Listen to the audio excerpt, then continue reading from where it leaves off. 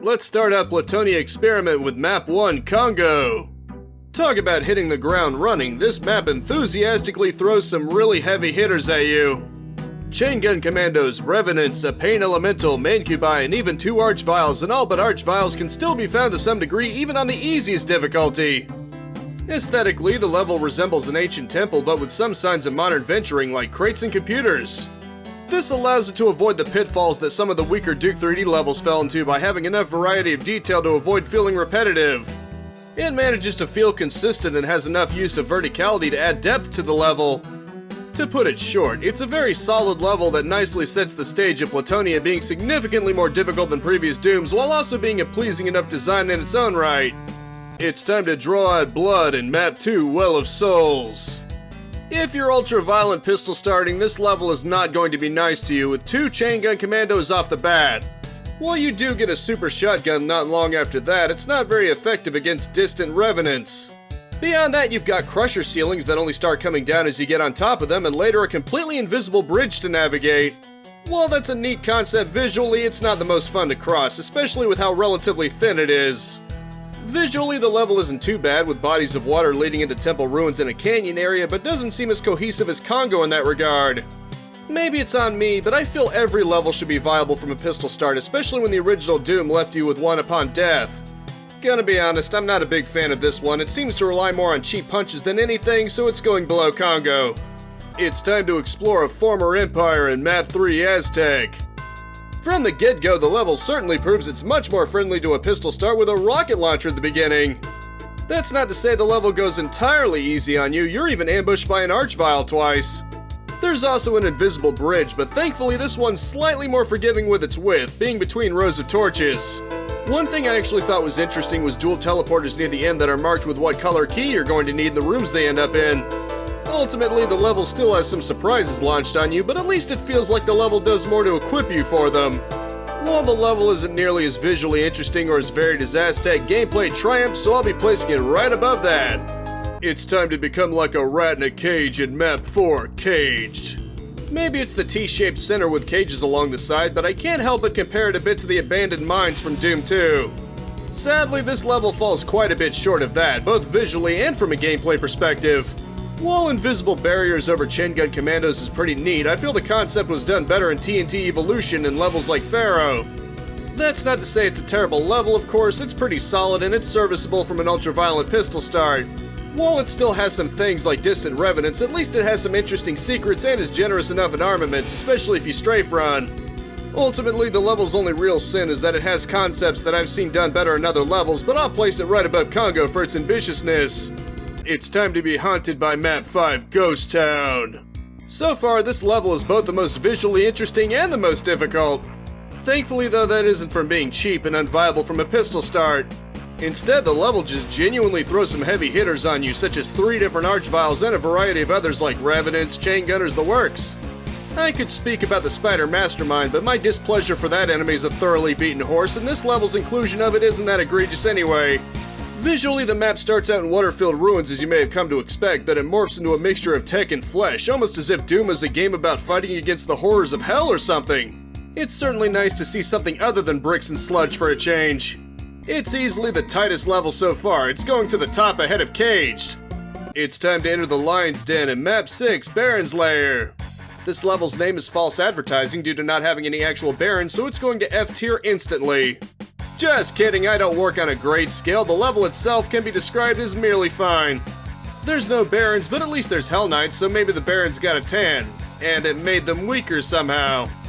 It does the mill thing where it uses a voodoo doll to give you a super shotgun, chain gun, rocket launcher, and plasma rifle when you pass under a skull cube.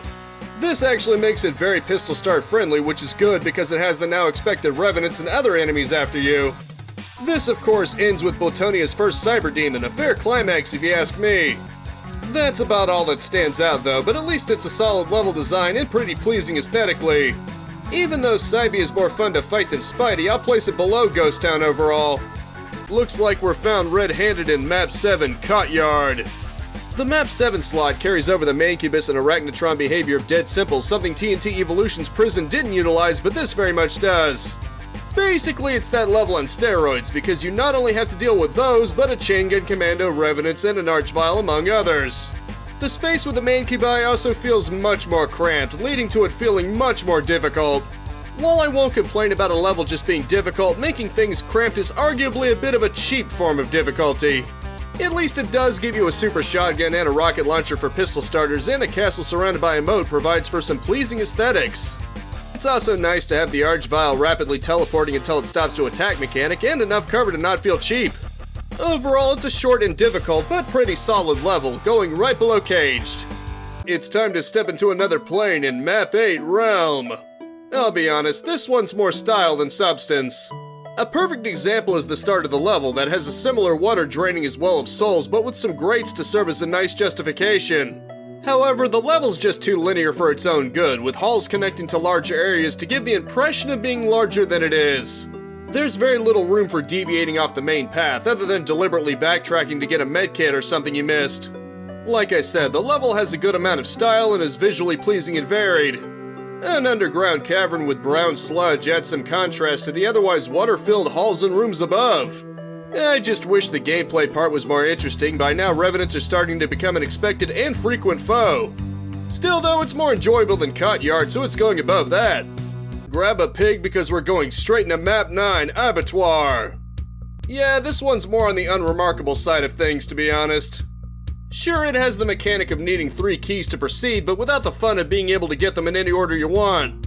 At least there's a bit more to do after that, but I don't get what's with these Plutonia levels and being so aggressively linear.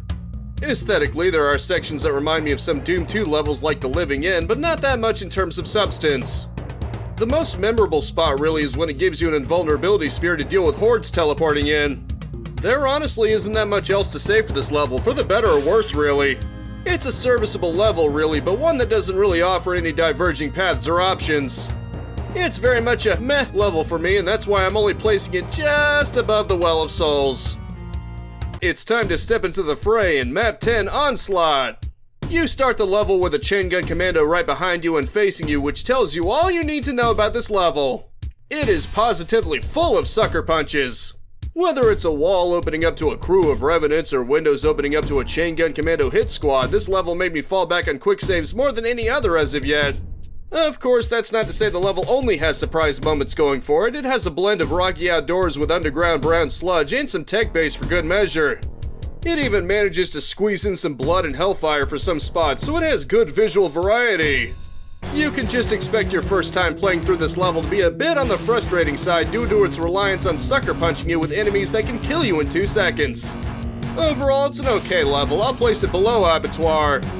It's time to face the Hunter in Map 11 Hunted. I sure hope you're a fan of rat mazes because this level is essentially one giant one. I'm a bit mixed about how I feel about this level. On one hand, it's a unique concept and it's bold to fill a level with just one enemy type. But on the other hand, this means the level's going to inevitably feel repetitive, both gameplay and visually. I get what the intention was for, and it can be intense, especially when there's several on you at once. Once you actually kill the Archviles though, the line trigger doors become more of a nuisance than anything else. At least the level ends with a choice between 2 teleporters with the wrong choice sort of marked if you're paying attention. Both of them actually take you to the next level, but the wrong one is slightly more painful in getting you there. Ultimately, it's a neat concept, but I feel it could have been executed in a smarter way. I'll be placing it just above Abattoire. It's time to blitz on through Map 12 Speed. If there's one way I can describe this level, it's that it's nice and big. Mostly consisting of wood and metal bars with bodies of thankfully non-damaging blood, it's very reminiscent of the aesthetic from Thy Flesh Consumed. It's as difficult or more so than you would expect from Thy Flesh Consumed 2, with revenants, archviles, chain gunners, a Cyberden, and the works. It also has a similar archvile teleporting loop as Caughtyard, only the archviles and teleporters have both been doubled. If I had any real gripes, it would be that chain gunners are often placed in spots where they can snipe at you, so basically a difficulty complaint. That's honestly about the only thing I can even think to complain about though, because it's a level that looks good and really brings the heat. The level is also fittingly named because it speeds to the top ahead of Ghost Town. It's both better overall and Cybe still best Spidey. It's time for some chilling specters in Map 13, the Crypt. As a whole, I'd maybe put this level around an average level from Doom 2 or TNT Evolution. That means that while nothing in it was mind-meltingly bad, it wasn't all that remarkable either. To its credit, the level at least has some room for variety, not all Revenants and Chain Gunners here. You'll have a key trap with 4 incubi, or another room with the Baron of Hell behind a locked door that teleports forward a bit. The funny thing is you can technically bypass the final horde by going straight into the exit, though you do get a Megasphere and some extra ammo if you stick it out with the Archvile and Twin Pain Elementals. It can also be fairly visually striking with a castle full of blood to contrast with a fountain of what appears to be clean-looking water at the exit. Fittingly, I'm going to put it right above Realm because as of right now, it's closer to the middle, which works for it. It's time to explore the gardens in Map 14 Genesis. This level's relatively on the short side, but admittedly it has its moments.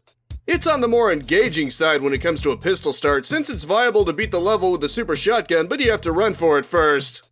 Now, if you expect this level to be full of Revenants just because it's in the Plutonia experiment, then you'd be absolutely correct.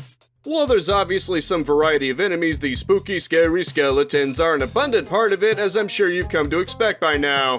The most memorable part of this level, however, is pretty Looney Tunes-esque in a good way.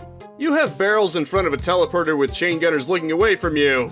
You shoot them to get through, they're alerted and teleport to them just in time to get blown up. It got a real chuckle out of me. Overall, the level is short, but it's another alright one. I'm placing it just above the Crypt. It's time to zone out Map 15, the Twilight.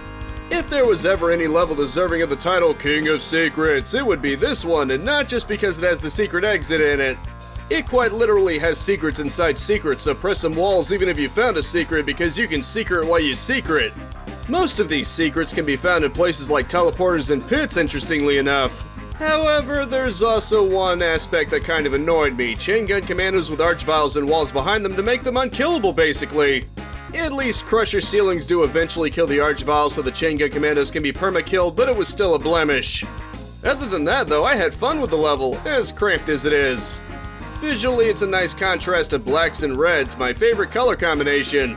I'll place it just below Baron's Den. I'm not going to pretend the rest of the level wasn't enjoyable just because of one slightly sour aspect, or two if you count that freaking spider. It's time to tie a stake around our necks and get wild in Map 31 Cyberden.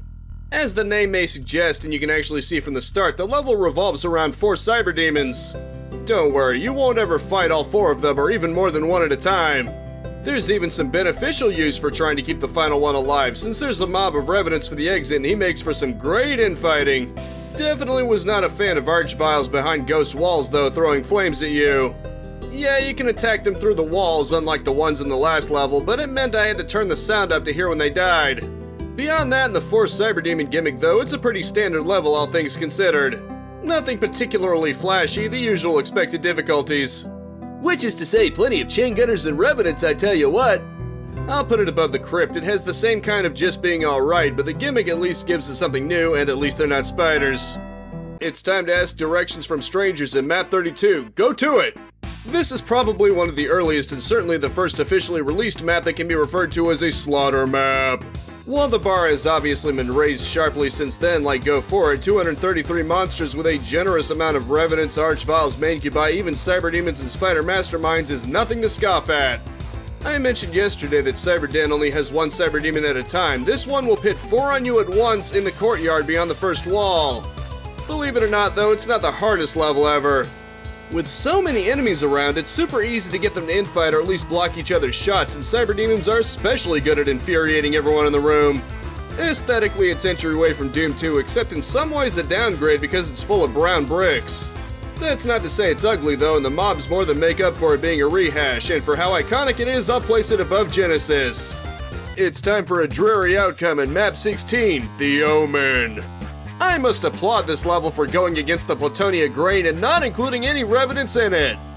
Yeah, I'm kidding, this level is positively full of them, to an even greater extent than most of the previous levels. If there's one thing this level defies though, it's that nukage is supposed to be damaging.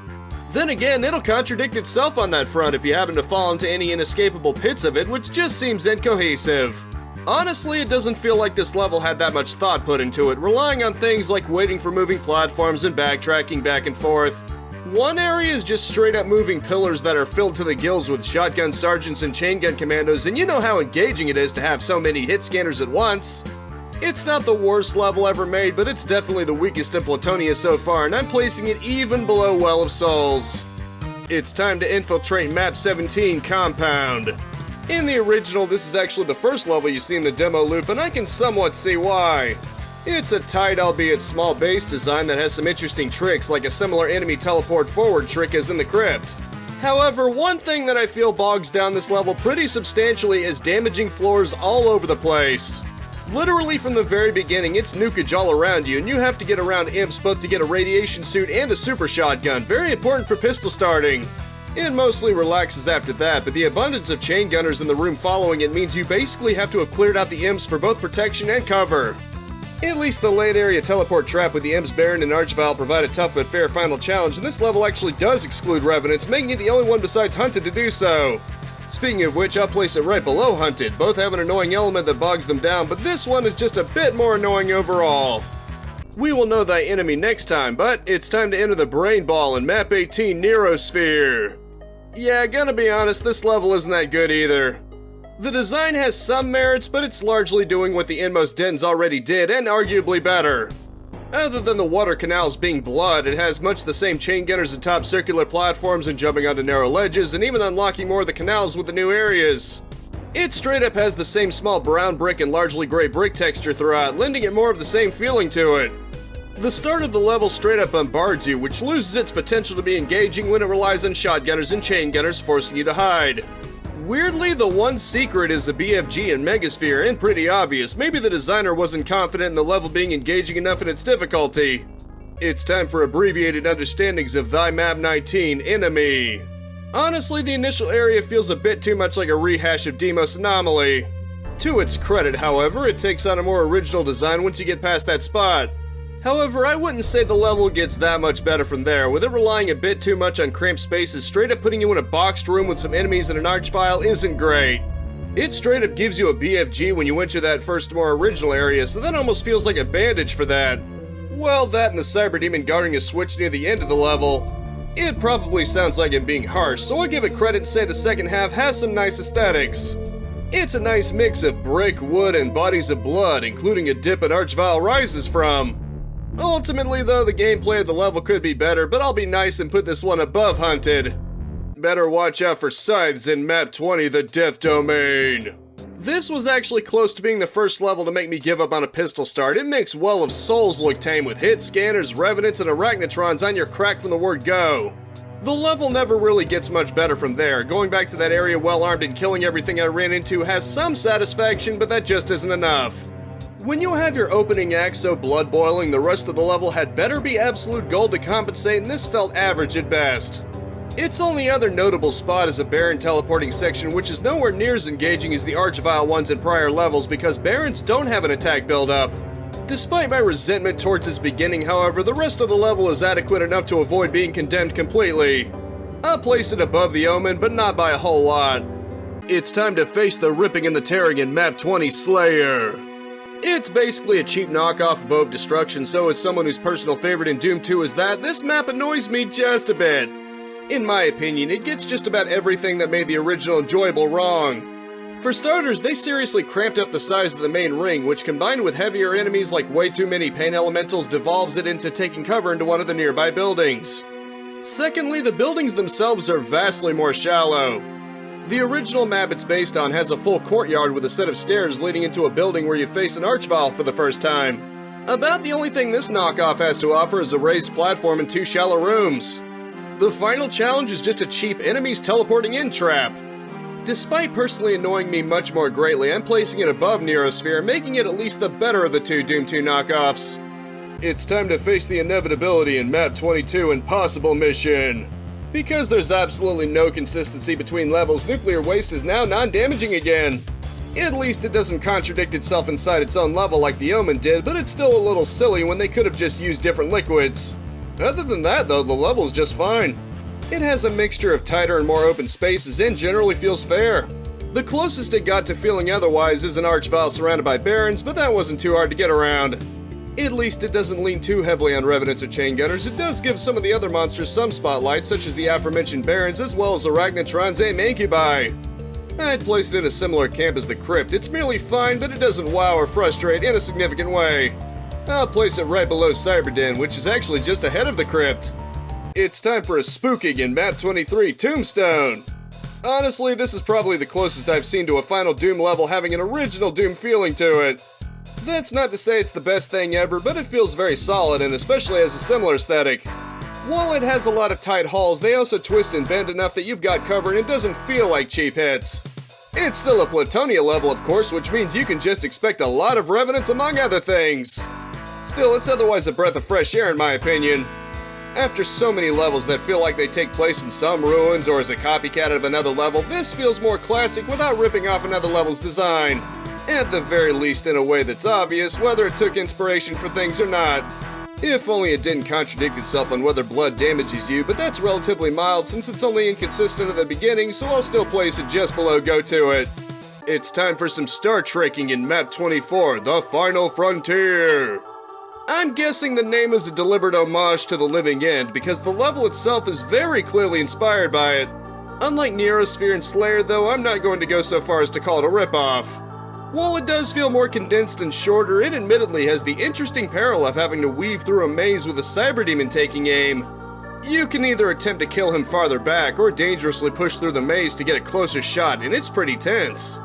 Fortunately, however, the map gives you more than enough to succeed, especially if you're going for secrets. I have to give the level credit, despite some tough opponents, nowhere does it actually feel like the level is cheap-shotting you. It's a solid, intense level through and through, not quite as good as The Living End, but I'll place it just below Speed. It's time to render onto Shadow in Map 25, the Temple of Darkness. This is the level that has a boat floating in some lava, and I only say that because it's honestly the only part of the level that's all that noteworthy. Well, that and being completely surrounded by shotgun sergeants from the start, which I'm probably a broken record by now with my rants about hit-scan enemy over-reliance. The teleporting Baron and Flood of Hell Knight's room is certainly unique, but it felt a lot more like a sucker punch than something genuinely meant to challenge you. The one thing I'll maybe give it credit for beyond that is showing some restraint with revenants. They're certainly there, but not really prominently. Honestly though, I'd probably prefer revenant spam over hit scan spam since their projectiles are avoidable. Aesthetically at least, it's nice and hellish. Overall, it's about average. I'll place it right above Cyberden. It's time to storm the base in Map 26, Bunker. Now I have to give credit where credit is due. This is actually a fairly well-designed map. It's another one where if it was on Ultimate Doom, it would probably be about par for the course, but it's refreshing for Final Doom. Since the moat goes in both directions, that gives it a much less linear feeling than far too many in Plutonia have been. Combined with a nice mixture of tight spaces and more open areas, it actually feels like how I'd expect a Doom map to actually feel, if that makes any sense. There's also some nice visual variety, with wood and gray stone interiors contrasting against vine-infested exteriors.